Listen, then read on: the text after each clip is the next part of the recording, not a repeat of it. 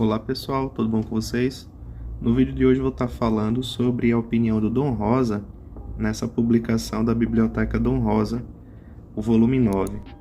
Aqui ele vai estar falando sobre a opinião dele na história O Retorno dos Três Cavaleiros. Já no prefácio, ele fala o seguinte: sempre achei que Você Já Foi à Bahia, o desenho animado com esse trio, foi a melhor coisa que o Walt Disney já fez com o Donald. O detalhe curioso desta HQ é que foi a única aventura dos patos em que trabalhei sem me basear em Karl Barks, mas dei um jeito para que houvesse um pequeno toque do Homem dos Patos, ao usar uma festinha dos escoteiros mirins para finalizar tudo. Mais adiante, Dom Rosa fala mais detalhes sobre a construção desta história. Vamos ver. Eu planejava fazer esta aventura desde que comecei a escrever e desenhar os quadrinhos dos patos. Sou muito fã do Donald por causa das obras do Karl Barks, e nunca me interessei muito pelas animações com humor pastelão que a Disney produzia com o pato, que, de tão diferente, até parecia outro personagem. Por outro lado, sempre achei que a única vez que o Penoso foi bem aproveitado na tela foi no filme Você Já Foi à Bahia, de 1945. Para mim, a interação do Donald com o Zé Carioca e Panchito foi maravilhosa, sem falar na ação e na trilha sonora do filme, ambas fantásticas. Aliás, a versão de Os Três Cavaleiros, cantada pelo trio, é um dos meus trechos musicais favoritos, que já chegou aos cinemas. Eu queria trazê-los de volta aos quadrinhos, mas isso faria da trama minha primeira HQ baseada em algo sem nenhuma relação com o que o Karl Barks fez com Donald, embora eu tenha arranjado um pequeno papel para os escoteiros criados pelo tio Karl. A grande sacada de Você Já Foi à Bahia é que se trata da única vez em que Donald se alia a um, ou melhor, dois, parceiros em pé de igualdade, que gostam dele e o respeitam. Ele não tem amiguinhos nas HQs. Tio Patinha só explora o coitado. Gastão o humilha e Margarida o leva à loucura. Eu queria criar uma situação em que Donald é membro igualitário de um trio, ainda com as excentricidades pelas quais o amamos, mas também sendo integrante capaz, respeitado e querido. Porém, não seria fácil fazer a ideia decolar. Se você já assistiu ao desenho animado, se não, precisa assistir. Já sabe que ele não tem uma trama e muito menos explica quem são Zé Carioca e Panchito. Na verdade, é um diário de viagem narrado em tom de comédia, fantasia, musical, em que nossos heróis simplesmente apresentam segmentos e diferentes locais da América Latina. Usar uma história sem enredo como trampolim para outra história é um trabalho complicado. Eu queria reinserir Zé Carioca e Panchito na vida do Donald, como se fossem grandes amigos dos velhos tempos, mas não poderia fazer citações específicas a tais aventuras, já que não havia nenhuma outra além daquela do desenho animado. Portanto, eu deveria remeter o leitor a fatos genéricos de um período anterior da biografia do pato.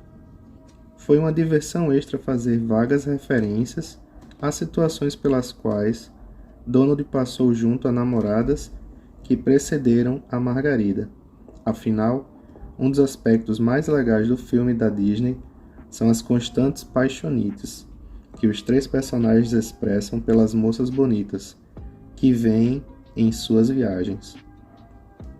Para meu prazer pessoal, outro objetivo nesta história foi converter para o formato de HQ um show musical de Donald e seus amigos. Uma de minhas típicas ideias malucas. Como esperar que uma cena com música e dança desse certo num gibi sem áudio nem movimento? Assim, como era o meu procedimento padrão, quando tinha uma ideia impossível e absurda para um HQ, fui em frente.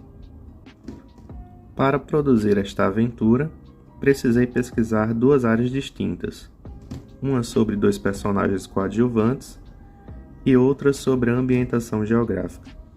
Procurar mais informações sobre o Zé Carioca e Panchito acabou se transformando em uma tarefa bem difícil, pois, após breves aparições em tiras de jornal e gibis americanos entre 1942 e 1946, nenhum desses personagens voltou a aparecer em quadrinhos no meu país.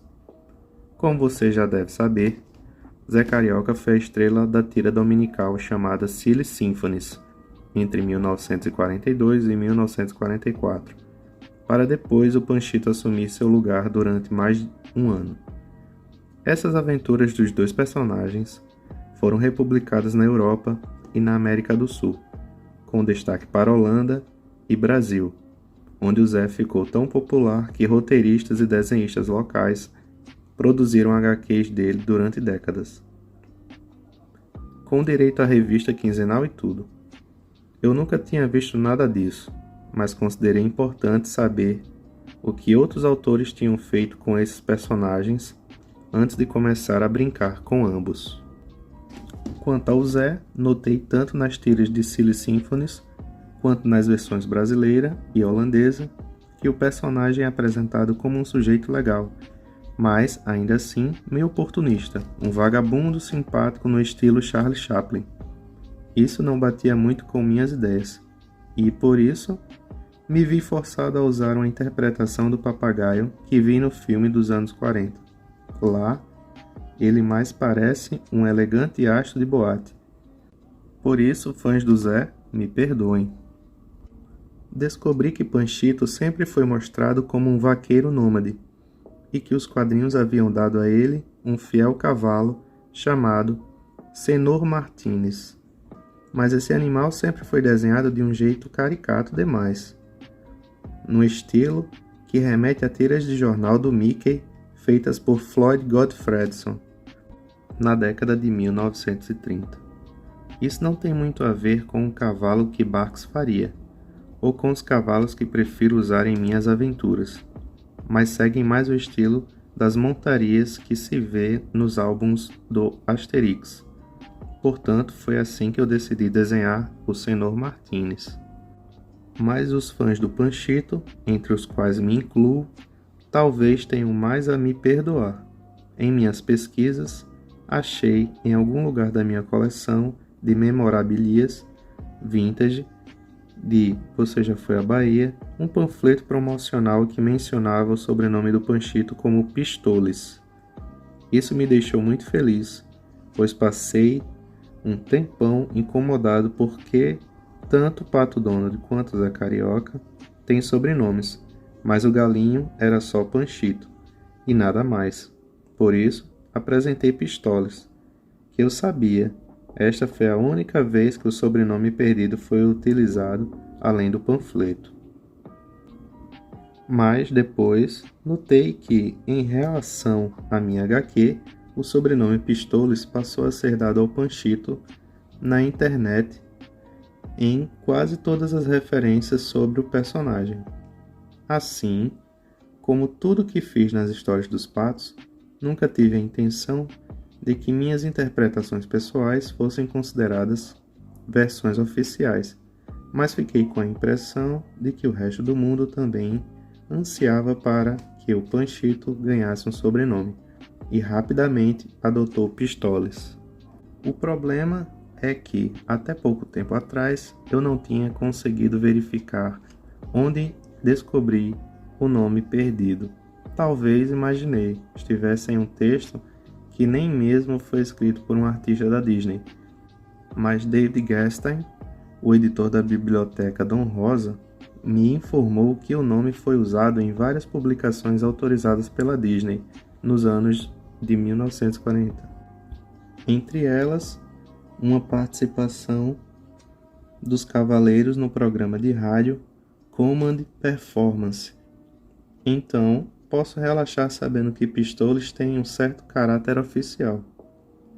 Se bem que, Apesar de Pistolas parecer um bom nome para um vaqueiro que anda com pistolas, ainda que o espanhol correto para o plural de pistola seja pistolas, David me contou que pelo menos uma publicação dos anos 40 usa o sobrenome Pistolas, escrito corretamente para o Panchito. Se eu soubesse, teria grafado direito também. Portanto, junto aos furiosos fãs do Zé, peço encarecidamente aos furiosos do Panchito, por favor, me perdoem. Na prática, o trio que usei deriva dos velhos filmes de Bob Hope e de Bing Crosby, das décadas de 1940 e 1950. Os personagens são basicamente bons sujeitos, mas se envolvem em esquemas para enriquecer rapidamente. A principal razão para decidir que era hora de fazer esta história foi que eu tinha acabado de viajar por aquela região e descobri nela cenários excelentes para a minha aventura, mais especificamente as Barracas del Cobre, na Sierra Madre. Por isso, como sempre, tudo na minha ambientação é muito autêntico. O desfiladeiro é mais largo e profundo que o Grand Canyon, nos Estados Unidos. Então, por que não ouvimos falar muito dele? Porque esse canyon fica em uma área remota do México e, em consequência disso, ainda não adaptado para receber turistas. Além do mais, as barracas não apresentam clima desértico, e as inúmeras árvores que o preenchem reduzem sensivelmente a visão panorâmica de sua beleza em termos de relevo. O Chihuahua e a Ferrovia do Pacífico, que aparecem na HQ, realmente existem, e o traçado dos trilhos de fato acompanha precariamente as beiras do cânion. Eu percorri todo o percurso, e as paisagens são do jeitinho que mostrei. E por sorte, os trilhos foram concluídos uma década depois da aventura que ambientei nos anos de 1950. Existe mesmo um trecho onde os trilhos fazem curvas concêntricas a ponto de passar sobre si mesmos, embora elas sejam bem mais amplas do que mostram nos quadrinhos. El Devisadeiro e Guiteco são cidades ferroviárias localizadas no cânion, mas para atingir meus objetivos, não pude desenhá-las como eram na década de 1950. Até hoje, não existe nenhum hotel chique em El Devisadeiro, nem há virtualmente nada em Cuiteco. Eu mal consigo imaginar como eram esses vilarejos há mais de meio século. Ademais, no século XVII, havia lá uma cidade voltada para a mineração da prata chamada Taiopa, administrada por jesuítas. Eu sinceramente não sei se Taiopa sumiu por causa de um vulcão, mas havia vulcões ativos no México na época. Na verdade, a cidadezinha remota que eu mostro sendo destruída por um vulcão em minha trama, com apenas a torre do sino da catedral sobrevivendo acima do nível da lava endurecida após a catástrofe, foi levemente inspirada em imagens similares do faroeste Jardim do Pecado, de 1954, estrelado por Gary Cooper. Mas a inspiração maior para toda essa aventura veio de um dos mais fantásticos longa-metragens já produzidos, O Tesouro de Sierra Madre, de 1949, ao bolar uma HQ protagonizada por 3 caçadores de tesouros e ambientada nessas mesmas montanhas. Eu não resisti a fazer leves paródias desse filme, além de ser um dos meus favoritos. Ele também serve de uma base para todas as caças ao tesouro que já produzi com o Tio Patinhas. E prova que uma trama na qual o herói encontra, mas perde o tesouro, é bem interessante do que os enredos em que ele fica com o achado. Esta foi a opinião de Dom Rosa sobre a história criada por ele para os 3 Cavaleiros. Se você quiser acompanhar novidades sobre publicações e personagens do universo Disney, segue nosso canal, deixa o seu like, que eu vou estar sempre produzindo novos vídeos. Muito obrigado por assistir, e no próximo vídeo você vai acompanhar a história desta publicação, O Retorno dos 3 Cavaleiros.